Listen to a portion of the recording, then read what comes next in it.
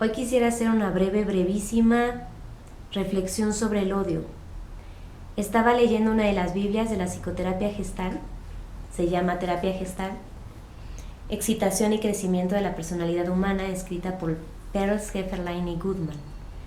Es como uno de los libros fundantes teóricos de la psicoterapia gestal. En esta dicen que odiar algo supone ligar la energía a lo que es por definición doloroso o frustrante, y esto no se hace habitualmente salvo mediante un contacto reducido con las situaciones reales, que son situaciones que cambian. Es decir, mediante el odio está más presente el objeto o la situación de odio que el resto de la realidad que nos rodea, que está en continuo movimiento. Aquí es donde la Gestalt, en especial en este capítulo que estaba leyendo sobre la agresión, parece estar de acuerdo con esta creencia popular que del amor al odio hay un solo paso, o viceversa, del odio al amor hay un solo paso. ¿Qué es lo que nos quiere decir, por ejemplo, este autor? Evidentemente aquí están ubicando la capacidad que merma la energía que tiene el odio. Para la Gestalt, la agresividad es necesaria para el amor y para el placer y el contacto en general. Incluso lo dicen así: sin agresividad el amor se estanca y el contacto se pierde, ya que la destrucción es un medio de renovación.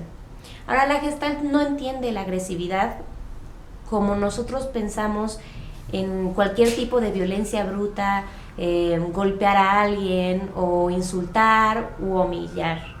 La agresividad para la Gestalt es algo básico para el desarrollo humano, y esta significa la conjugación del deseo o el apetito o la satisfacción de una necesidad con la capacidad motora que nos lleva a ella.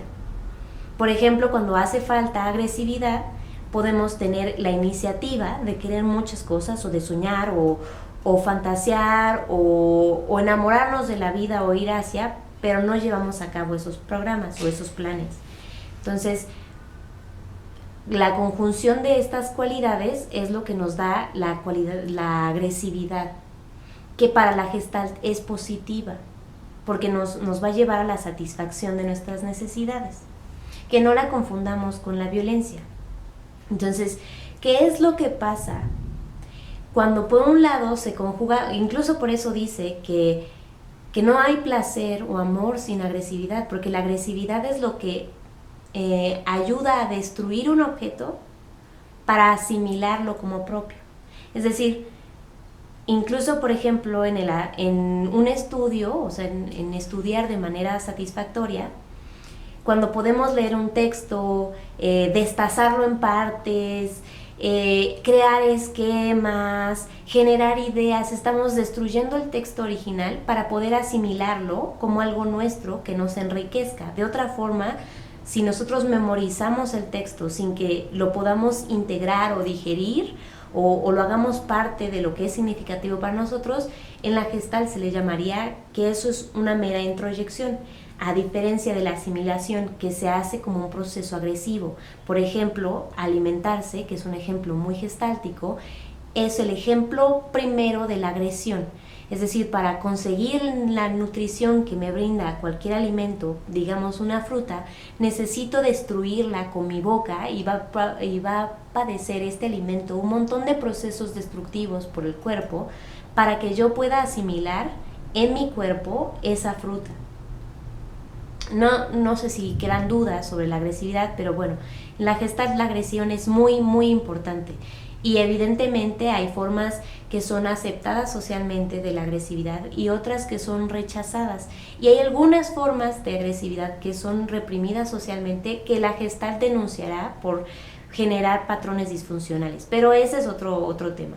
A lo que iba es, ¿qué es lo que sucede cuando el objeto de nuestro deseo o de nuestro amor o la persona hacia la que nos inclinamos es al mismo tiempo deseable y atractiva para nosotros, pero peligrosa y un objeto de amenaza? ¿Qué es lo que pasa con esta hostilidad que al mismo tiempo me invita a acercarme, pero el acercarme incluye un peligro? Ahí es donde surgen estos deseos de aniquilación, cuando queremos incluso asesinar, porque lo dice así más adelante: en la venganza y el asesinato premeditado, hay una necesidad estable y ardiente de aniquilar a una persona cuya existencia misma insulta la concepción que se tiene de uno mismo. Pero si se analiza esta concepción, se descubre que el drama es interior. Bueno, ahí los autores están dando un paso más, están diciendo que incluso a veces este deseo de aniquilar también viene por un deseo de aniquilar algo en nosotros, es decir, por ejemplo, hablemos en temas raciales o en temas como de odios masivos hacia un sector de la comunidad, ya sean homosexuales o personas de escasos recursos o personas de un cierto color o lo que sea. Ahí estaría sugiriendo el autor que hay un odio que crece porque se intenta aniquilar a la persona como si se quisiera de esa forma aniquilar lo que no se acepta la persona de uno mismo.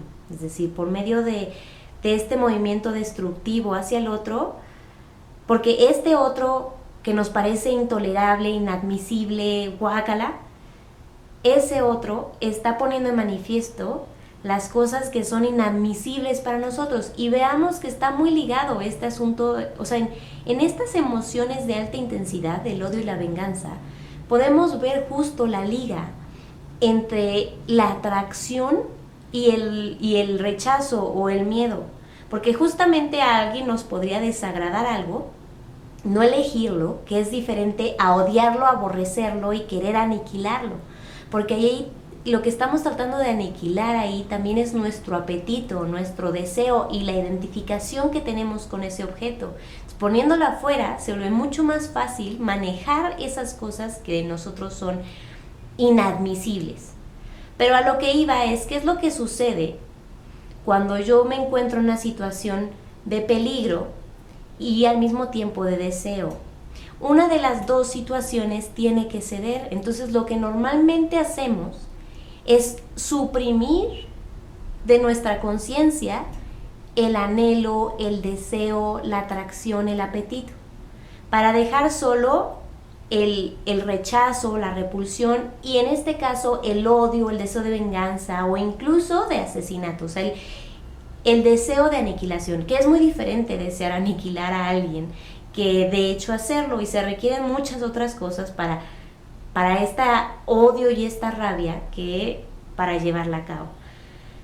Pero cuando queremos aniquilar a alguien, sigue estando presente la sensación de que estamos en riesgo, la sensación de que hay peligro. Aniquilar es una respuesta animal. Es una respuesta de huida. Es la sensación de decir que no puedo existir yo mientras existas tú. Es una respuesta muy pasional. Veamos que incluso sucede que cuando yo me descubro más fuerte y más capaz que la persona que me amenaza, entonces puedo abrir espacio al afecto.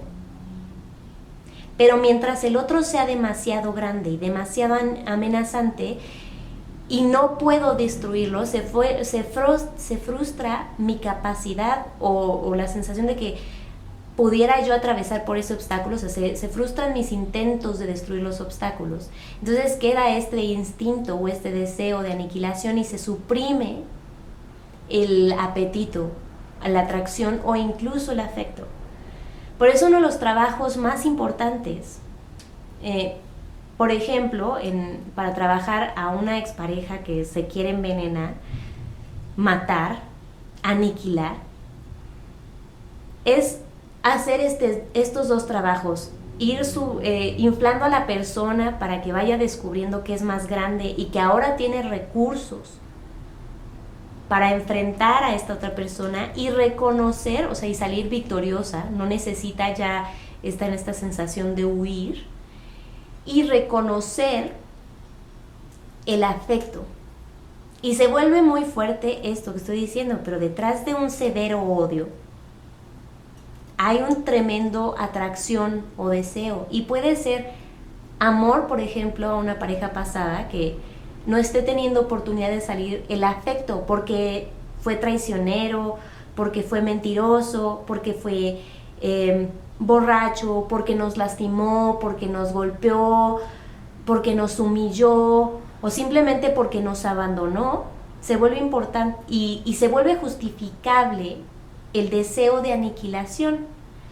Pero lo que a veces debemos también dar oportunidad, no solo a la agresión, no solo al deseo de destruir, sino también a la sensación o al sentimiento de afecto. Porque eso está ahí bloqueado y nos mantiene ligados a una persona o a una situación que es dolorosa y frustrante, como dice la cita, y nos mantiene alejados de la vida real en lugar de poder soltarla y acomodar nuestros afectos. Evidentemente esto que estoy diciendo no es ninguna receta médica, terapéutica ni nada por el estilo, es solo una reflexión acerca de lo que dicen estos autores sobre el odio, la venganza y sobre todo su relación con el amor.